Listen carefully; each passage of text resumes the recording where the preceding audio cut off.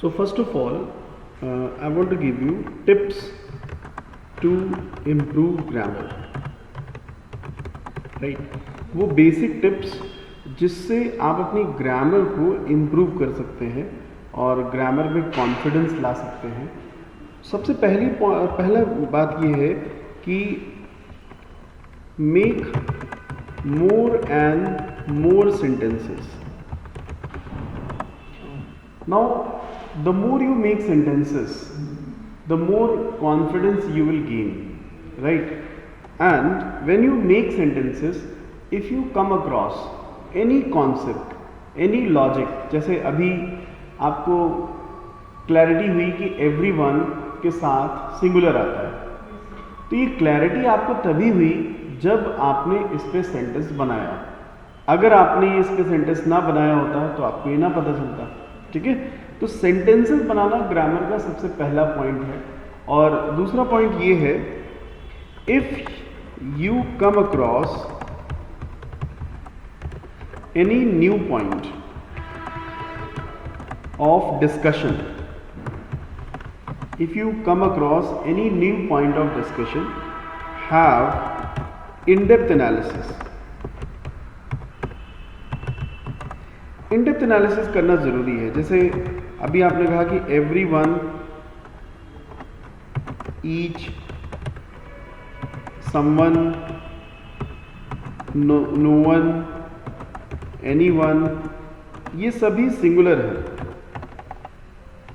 They all are singular and इनके साथ singular helping verb लगती है। तो ये आपकी इन-डेप्थ एनालिसिस है। अब हमेशा याद रखिए, ग्रामर हमें कॉन्फिडेंस देने के लिए है, ग्रामर हमें कंफ्यूज करने के लिए नहीं है।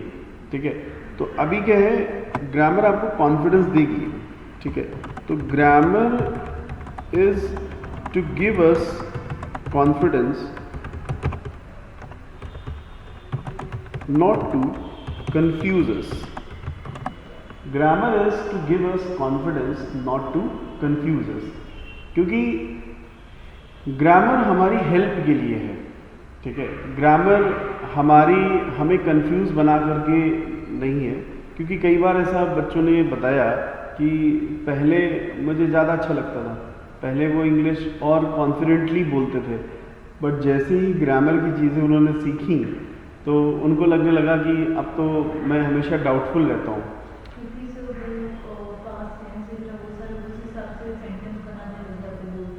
एक्चुअली डाउटफुल वही रहता है जो इन-डेप्थ एनालिसिस नहीं करता है। जो इन-डेप्थ एनालिसिस करता है वो डाउटफुल कभी नहीं रहता है। तो इन-डेप्थ एनालिसिस का मतलब है कि उसकी रूट लेवल तक जा करके उस पर बात करना, सीखना और आगे उसे इम्प्लीमेंट करना। आप जैसे कभी भी आपको एवरीवन कहना होगा कि सभी जा रहे हैं, एवरीवन इज गोइंग, सभी इसके बारे में प्लान कर रहे हैं, everyone is planning about it, आप ऐसे बोलेंगे, राइट? तो ये आपका क्लैरिटी आ गई। ठीक है, तो ये पॉसिबल तभी है जब ग्रामर को आप पॉजिटिवली लें। एक बार इसको बंद कर दीजिए। इट इज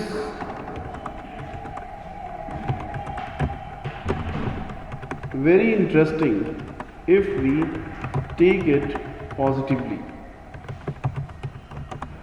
ग्रामेटिकल एस्पेक्ट्स बहुत ही इंटरेस्टिंग हैं अगर उन्हें हम पॉजिटिवली लें, मतलब एज एन एड ऑन लें, add on to our knowledge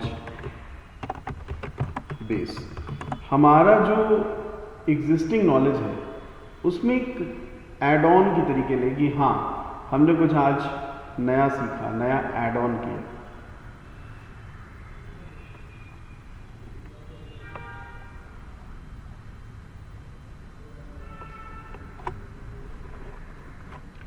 Use grammar without hesitation and be ready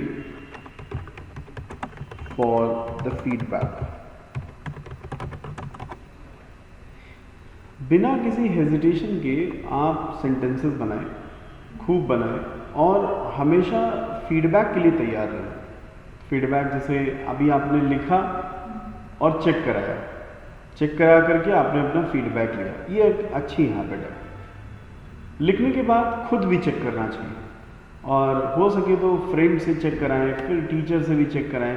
तो जैसे जैसे आप अपने ही सेंटेंसेस को इवेलुएट करेंगे, आपकी ग्रामर स्ट्रेंथ बनती जाएगी।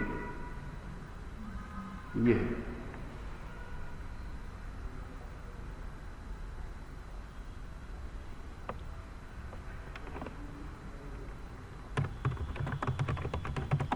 Keep sharing your doubts if any.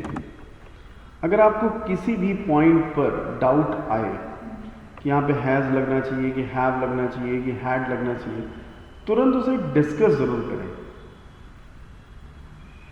तो ये कुछ टिप्स हैं ग्रामर को इम्प्रूव करने की। और ग्रामर में जैसा मैंने कहा कि हमारे कॉन्फिडेंस के लिए है, हमें नर्वस बनाने के लिए नहीं है। तो ये बहुत ही इम्पॉर्टेंट फैक्टर है कि हमेशा ग्रामर को कॉन्फिडेंस बिल्डिंग के लिए लीजिए।